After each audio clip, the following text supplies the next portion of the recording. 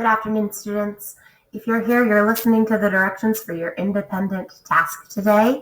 Today is Monday, September 28th. So if you take a look up here, this shows you your directions, which are also your success criteria. I'm going to read this to you first, okay? And it's possible, depending on what level you have, that there are slight differences in the wording. That's okay. You'll get the main gist of what I'm saying no matter what level you have. Step 1, you want to read your text once for flow. Don't do anything else but read. This is to help you with your comprehension and just to get the understanding of what's going on in the story without trying to complete a task at the same time. It's very important. Step 2, read it for purpose. That's your second read. As you read for purpose, you can also begin your work on step 3, which is highlighting the key details. You'll know that these are key details, first of all, if the author is spending a lot of time on them. There's a lot of emphasis on those details. Maybe those details are important for your understanding of the overall text. So just think about which details are the most important in your mind, okay? Step 4, once you've read and you've highlighted, you're gonna choose 2 key detail sentences for your table. And you're going to write those in your table, okay? Use the sentence starters to help you begin your sentences. Some of you have sentence starters already written for you. Others, you're going to want to take a look at the sentence starters posters that either your teacher is displaying or is provided to you in your OneNote or Canvas page, okay? But you always want to have sentence starters. Pick 2 key details that you think really help with your overall understanding of the text. You know, if there were 2 that were the most important to the whole story, and that, you know, if you had to summarize what's going on to somebody else that hadn't read it, what would those 2 key details be that really got you to the main point here? And then once you've done that and you've written your 2 key details, you want to think about what your main idea is. And that's really about what is the text mostly talking about, okay? What is the overall idea the author is conveying to us in this story? And then you'll write your main idea sentence in the table using the sentence starter. Now, really, you could do the main idea sentence first and your 2 key details second. It doesn't actually matter which order you do step 4 and 5. But some people find it easier to do details and then do main idea. Others find it easier to look at all the things they highlighted, write the main idea, and then do details. Which order you do step 4 and 5 is up to you. Okay. So that was directions only. Now I'm going to go into the actual reading of the text. If any of those directions were unclear, you may want to go back and read again. At this point, I'm going to be reading the actual text. Remember, this part, you'll want to listen to it twice, or listen to it once and then read on your own for the second time. But 2 total listens or reads. Okay, here we go. Our main heading for this text says hunting. Big cats are good hunters. They use a combination of cunning, patience, and strength to track down and capture gazelles, antelopes, wildebeests, and other prey. This is our caption for this picture. It says a lioness creeps up on her prey, keeping her body close to the ground. She is careful not to make any sound at all. Stealthy stalking. This is one of our subheadings. In places with lots of trees or long grass, big cats can sneak up on prey without being seen. This is called stalking. Kind of looks like what she's doing here.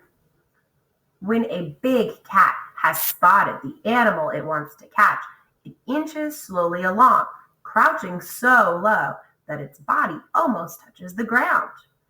It gets as close to the prey as possible, then runs out of its hiding place and pounces on the animal before it can escape.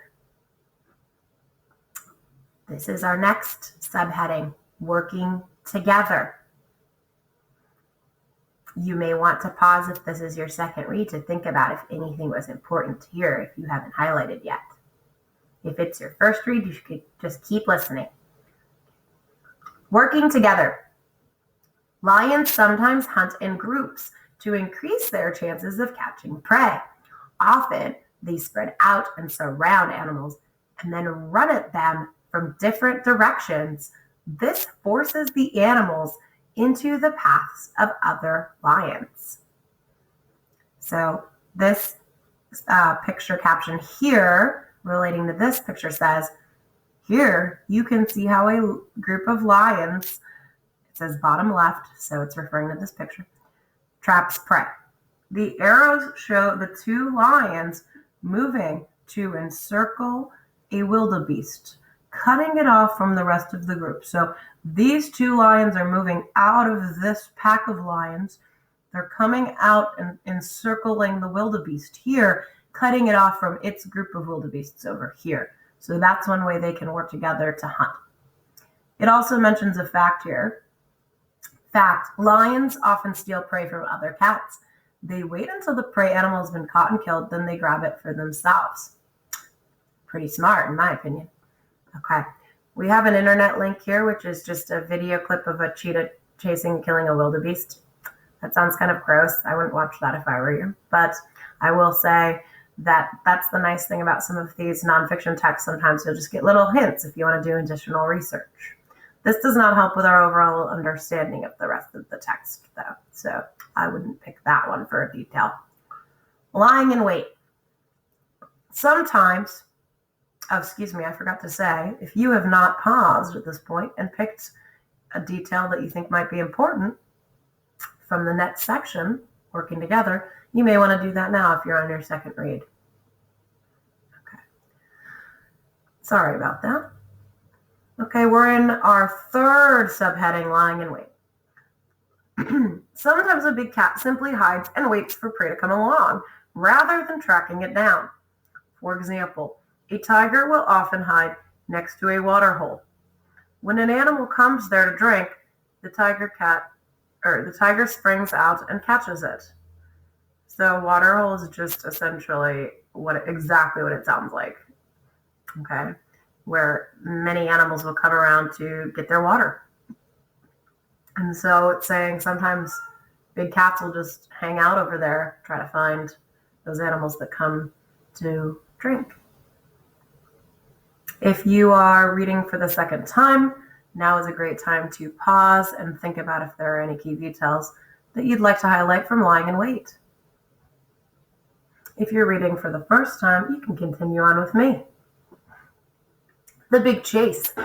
Cheetahs are such fast sprinters that they often chase their prey over open ground. That means like wide open spaces. They don't make much of an effort to hide as they slowly begin to approach their prey, but will sometimes freeze if the animal turns to look at them. Cheetahs only start to sprint when they get fairly close to their prey. So sprinting means running really fast, okay? Not jogging at a moderate pace, but running really fast. So they're only going to sprint when they get close to their prey because they've got to conserve their energy. So if they're sprinting over open ground for a really long time, that might not help them keep up their energy and get their prey. So they might be running at a decent pace, but then when they get really close, they're going to sprint at it. So here's a picture, another caption for us. A mother cheetah and her cub chase a young gazelle. The mother is teaching the cub how to hunt. So at this point, we have read 4 subheadings and then our overall sections about hunting. You want to think, do I have highlights from each part? Or maybe you're feeling like you only needed a highlight from a couple of the parts.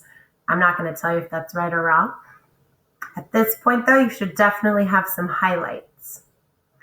Okay? And those are the details you think are most important to the overall understanding of this text. If you're thinking, what does this text really want the reader to know? Your key details should help with that. I'm going to go down now on my page. And so you may want to pause if you're not ready and you're feeling like you need to look again or listen again. There's nothing wrong with listening to it more than twice, by the way. Now, as we get here, you're noticing that this example has sentence starters given. Some of you might not have ones with sentence starters given, and you may need to refer to some kind of a poster or page, or your own mind if you remember the sentence starters, okay? Now look, it says, this is our direction, fill out the table using the sentence starters given. You want to use what you read and highlighted in the article to help you.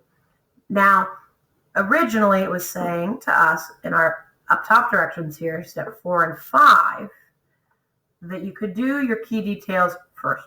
However, if you'd prefer to start with main idea, that is your choice. Really, it's up to you. Now, you may have highlighted more than 2 key details up top, but you're going to really want to think about which 2 truly help us understand the main idea. Which 2 key details really get us there to our main idea understanding. And remembering our main idea is what the text is mostly about. Our key details are probably one of the things you highlighted. You really want to put that in your own words, right? My number 1 hint for that, by the way, I think it's a pretty good strategy, is that if you find your key detail you like, read it to yourself or listen back again, and then close your eyes and try to repeat it exactly as I said it. And I'll tell you right now, most of the time, you're not going to get every word right. And there you go. That's it in your own words, right? If you just try to repeat it back without looking at it, most of the time, you're going to get it in your own words. So good luck. This is your part here. Don't forget, you need complete sentences. We are 4th graders. All right. Good luck to you.